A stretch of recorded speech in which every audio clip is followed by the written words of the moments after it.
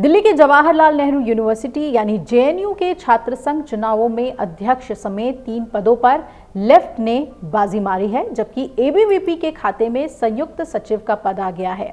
आपको बता दें कि आइसा डीएसएफ गठबंधन कैंडिडेट नीतीश कुमार ने अध्यक्ष पद पर जीत हासिल की है और नवनिर्वाचित अध्यक्ष नीतीश कुमार ने कहा कि हम छात्रों और उनके कल्याण के लिए काम करेंगे।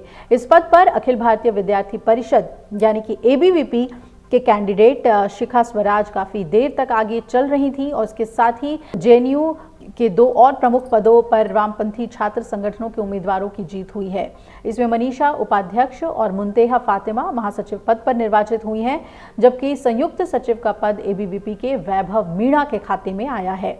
दरअसल वाम गठबंधन ने जेएनयू-एसयू चुनाव 2024-25 में अपना दबदबा कायम रखते हुए 4 में से 3 शीर्ष पदों पर कब्जा कर लिया है, जबकि एबीवीपी ने एक बड़ी जीत हासिल की है और इस चुनाव में नीतीश कुमार आइसा के अध्यक्ष चुन लिए गए हैं, मनीषा उपाध्यक्ष पद पर जीती हैं, मुंतेहा फातिमा महासचिव का पद उन्होंने हासिल किया है और एबीवीपी के वैभव मीणा ने विजय होने के साथ संयुक्त सचिव पद जीतकर 1 दशक से चले आ रहे सूखे को भी खत्म किया है। मतगणना के दिन ज्यादातर समय तक एबीवीपी के उम्मीदवार सभी 4 केंद्रीय पैनल पदों पर आगे रहे, जिसे जेएनयू में वामपंथी प्रभुत्व के लिए एक मजबूत चुनौती माना जा रहा है। हालांकि एबीवीपी अंत में अध्यक्ष, उपाध्यक्ष और महासचिव के मुकाबले में पिछड़ गया, लेकिन हार का अंतर बहुत कम था, जो कि जेएनयू कैंपस में एक महत्वपूर्ण बदलाव का संकेत देता है।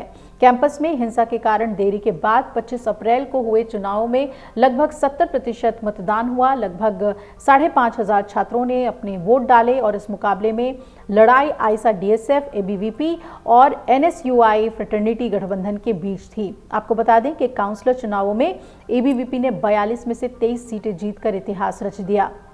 1999 के बाद ये उसका सर्वश्रेष्ठ प्रदर्शन है। एबीवीपी ने स्कूल ऑफ इंजीनियरिंग में जीत दर्ज कर और स्कूल ऑफ सोशल साइंसेज और school of international studies, school of Sanskrit and Indic studies के स्कूलों में भी बढ़त हासिल की। एबीवीपी की वापसी ने कैंपस की राजनीति में एक नई ऊर्जा का संचार किया है और नेताओं और समर्थकों ने रिजल्ट को टर्निंग पॉइंट भी करार दिया है। जीते हुए जितने भी लोग हैं उन्होंने क्या कुछ कहा है, सुनवाते हैं आपको उनके बयान। लगातार फंड काटा जा रहा है, हम इस कैंपस में सरकार के खजाने से फंड को खींच करके लाएंगे। कैंपस में जो इंफ्रास्ट्रक्चर को बर्बाद किया गया है उसको बेहतर किया जाएगा। जेएनयू का जो एंट्रेंस एग्जामिनेशन का अपना एक मॉडल है उसको दोबारा रीइंस्टेट किया जाएगा, जीएस कैश को वापस लिया जाएगा, सीपीओ मैनुअल जो इस कैंपस में लाया गया है उसको दोबारा रोल बैक किया जाएगा।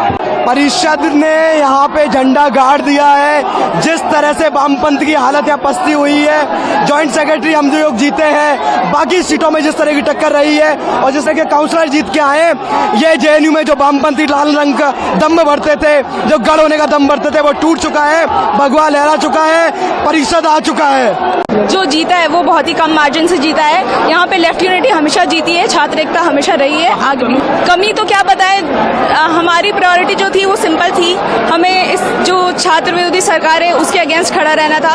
एबीवीपी और जो आरएसएस है, जो एडमिनिस्ट्रेशन है उनका नेक्सस, उसके साथ खड़ा रहना था और हम लोग अभी भी खड़े हुए हैं। तो बेसिकली हमारी प्रायोरिटी बिल्कुल क्लियर थी, बाकियों की प्रायोरिटी शायद डिफरेंट होगी। जी, ये वाइस प्रेसिडेंट बन गई हूँ, लेकिन ये जो जीत है वो पूरी के पूरे कैंपस की जीत है और ये जीत है बाबा साहेब की जीत है, बाबा साहेब के सपने की जीत है।